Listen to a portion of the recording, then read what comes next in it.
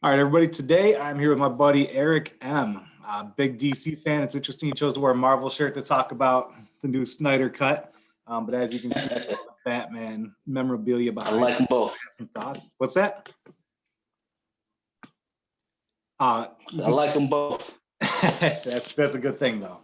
And he's been pumped about the Snyder Cut coming out. Everybody knows my feelings on DC, so I'm not even going to get into those today. We're just going to hear my man's thoughts. He even took notes on this film for the impending review.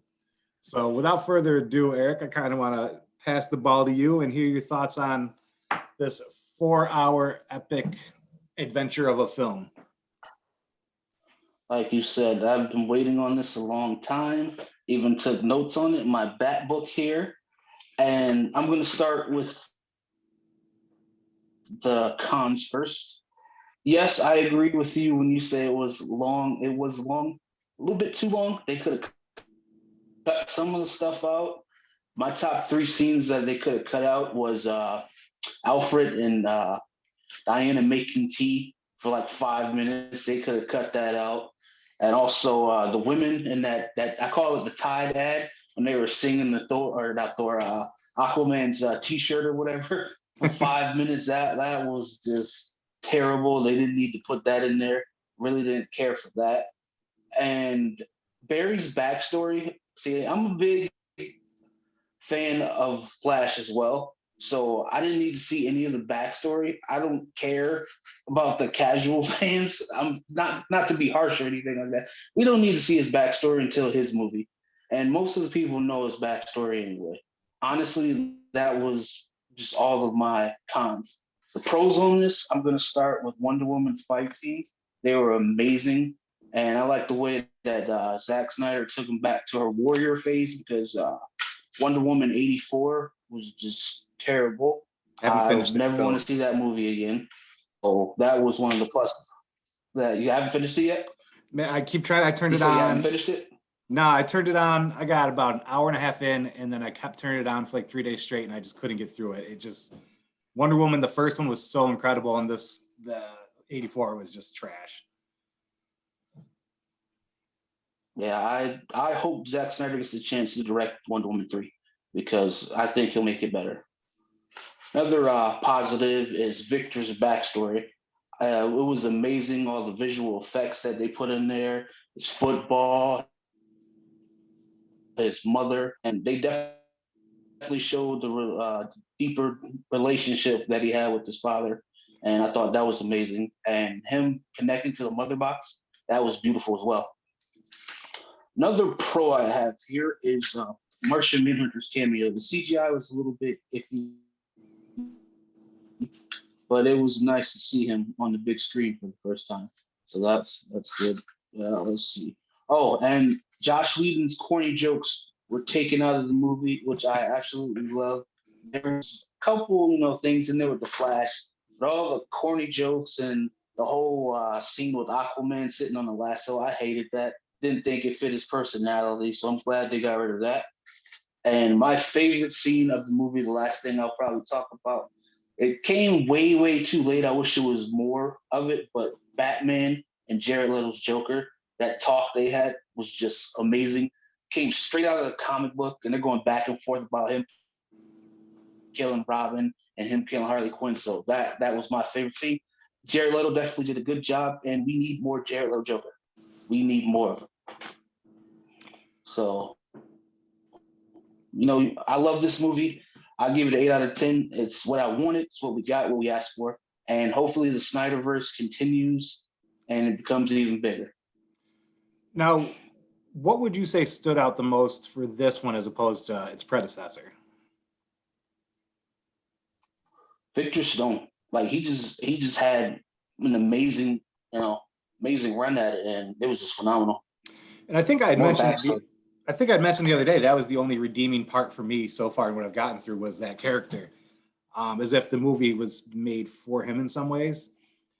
And Mhm. it's interesting now because I think he's off of DC now, isn't he? Is he no longer I on? think so. I think so, but I hope they get it worked out because man, I need number three or number two. Give me number two. Had to.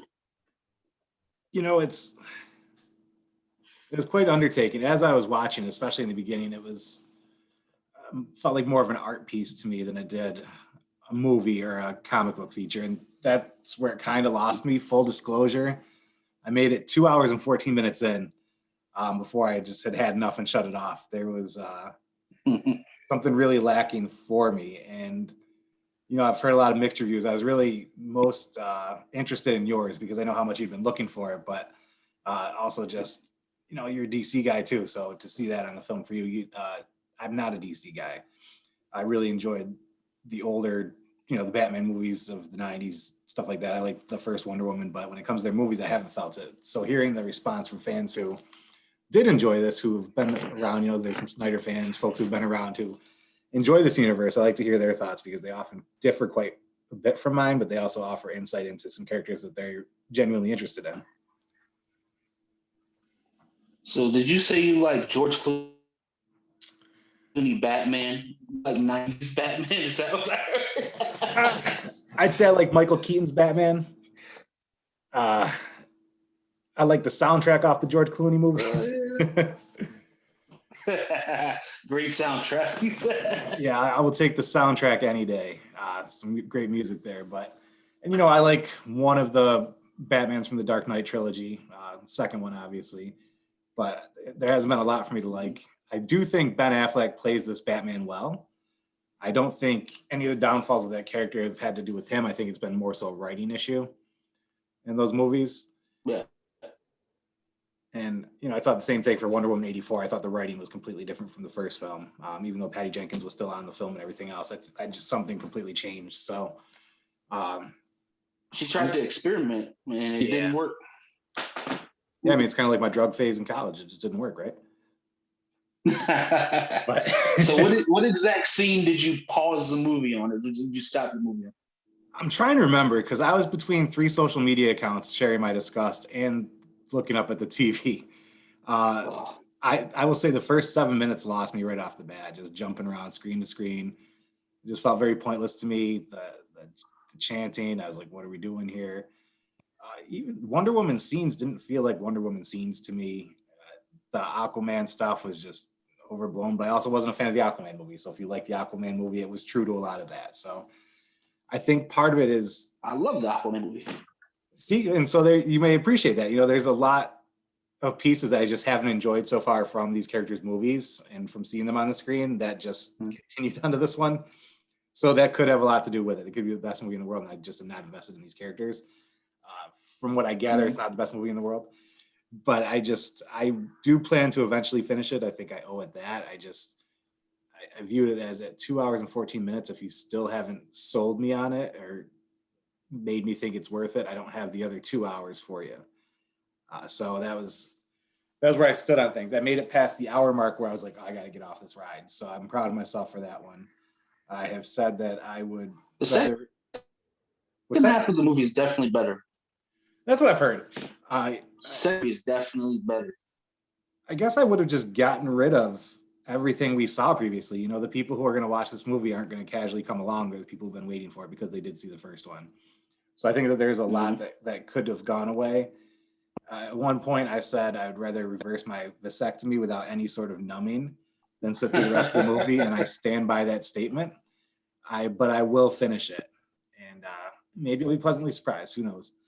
But you gotta finish it. It's gotta finish it.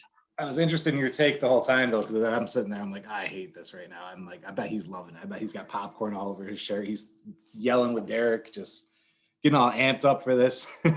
He slept through the entire movie, and my volume was like at 30, and he's right next to the TV. So he slept through it. So I'm glad he let me watch it. Oh, that's what's up. No, but this movie, man, it was like taking Justice League and Justice League Unlimited and just putting it on the big screen. Mm-hmm. That's what I seen. I'm like, I loved it. I've been waiting on this. And so I haven't entire life today. And I really appreciate that for a lot of fans, because I know a lot of fans were let down after whatever you want to call what Joss Whedon put on the screen. So I'm happy for a lot of the fans who are now seeing this and appreciating it and enjoying it because they're getting what they wanted. I haven't heard much. I was expecting DC to make an announcement, after the response to it, just like they do with the Wonder Woman, got a third one coming before half the world's even seen it. What do you think's to come for Snyder's vision here? What's next?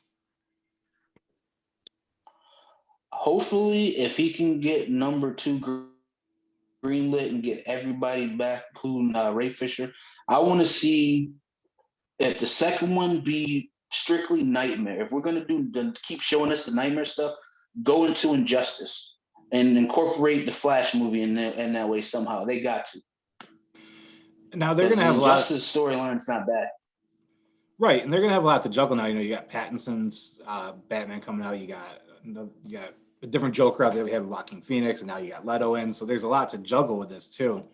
And I know they're not all connected, but that's a lot of pieces going on at once. You know, for a lot of different fans. So it's gonna be interesting to see how they balance all of that out.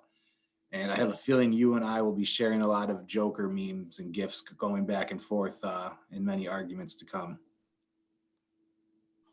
Did you hear the rumor about Leto? I heard a couple weeks ago. What's that? They were looking at doing a live action Killing Joke movie using him. I don't know if it's true. I heard that. I think I saw that on We Got This Covered, and I tend not to rely on what they say because most often it's what the fans want and not what the studio says. I think that it's interesting because I actually really like the DC animated features, but I thought that they really dropped the ball on the Killing Joke. And I think a live action of that could actually be really well done. Yeah, I liked it. It just they didn't have to add in the Batgirl part to it. They could have just went strictly Joker on that. Yeah, I mean that's one of the few pieces of DC stuff that I enjoy. So the animated one lost me there. But I would definitely be game for live. I'm all animation, man. I will say DC's animation really does take the lead over Marvel's animated features, but the live action, they just haven't done it for me. I think they need like a Kevin Feige. DC needs a Kevin Feige type to just take over. It's just too many hands. They need somebody. They need somebody who it's clear that they know the source material, and I don't think they've had those people yet. Yeah. You know, when you watch the Marvel movies and they bring in the directors, you can tell who's knows the source material because of the callbacks, because of the little Easter eggs, because of all this planning. You can tell that they actually know what's going on. And until DC finds that, I think they're still just going to have a mess the whole time. What do you think about somebody like Kevin Smith? You think he'd be good for something like that? Because he loves his DC. I mean, his daughter's name's Harley Quinn, so I actually really like what he's done with the CW shows. You know, when I think he directed a couple of the Flash. So a couple of the crossovers too. So I think definitely knows the material. I mean, he's even written on some comics. I think somebody like him who's got a lot of time on his hands now and is so into it and is already so accustomed to Comic-Cons and, you know, all that stuff. He owns a comic book store, for God's sake.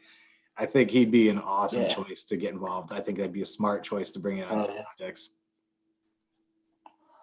I love the CW shows. I think they should be moved to HBO Max though. Give them a little bigger budget.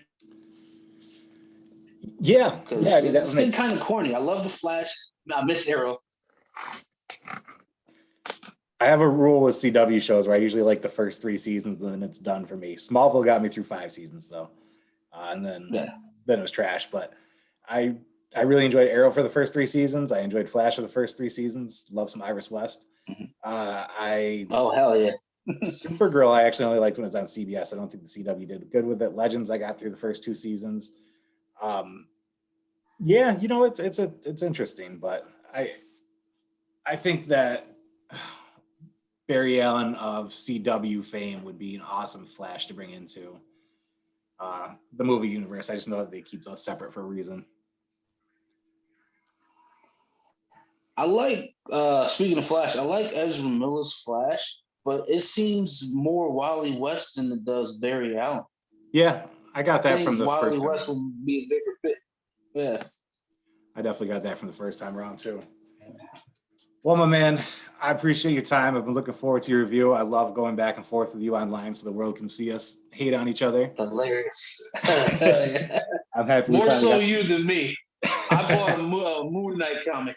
You better not set that on fire, man. I won't. Now, the way I like to end segments is to give a shout out to local businesses. They're hurting hard during all this stuff going on. I just like to give a little shout out. Do you have a local business you'd like to show some love to? Oh yeah, Rhino's Comics and also First Print Comics. Those are two favorite stores I go to, so I like to shout them out. Awesome. Rhinos gets a lot of shout outs on these. I got to get myself down to First Print. I haven't been there in a while, but those are some great guys there too. I think, Yeah, and you're going to want to know this as yeah, love those guys. you're going to want to check this out as a first time homeowner here too. Is the plug I'm going to give is Sarah's Garden Center in Brockport. Got everything you need for gardening and for all your plant needs and everything else. With spring being here, they got great prices, great staff. It's all family, local owned. It's where I choose to go instead of the big box stores. It's close, great prices. And that's Sarah's Garden Center. They have no idea I'm giving them a plug, so I'm going to tell them afterwards. And I think just showing some love to local businesses as much as possible is necessary now more than ever. But Eric, I appreciate you doing this with me, man, taking the time. Yeah. I'm going to hope that you raised Derek with more Marvel than DC, but that's all up to you, my man. I know you got the Batman stuff going. That's why I had to get the Black Panther pajamas, But I appreciate your time, my friend. He looked good. He looked good. And I look forward to connecting at the comic shop soon. Yeah, man. Take it easy. You too, my friend.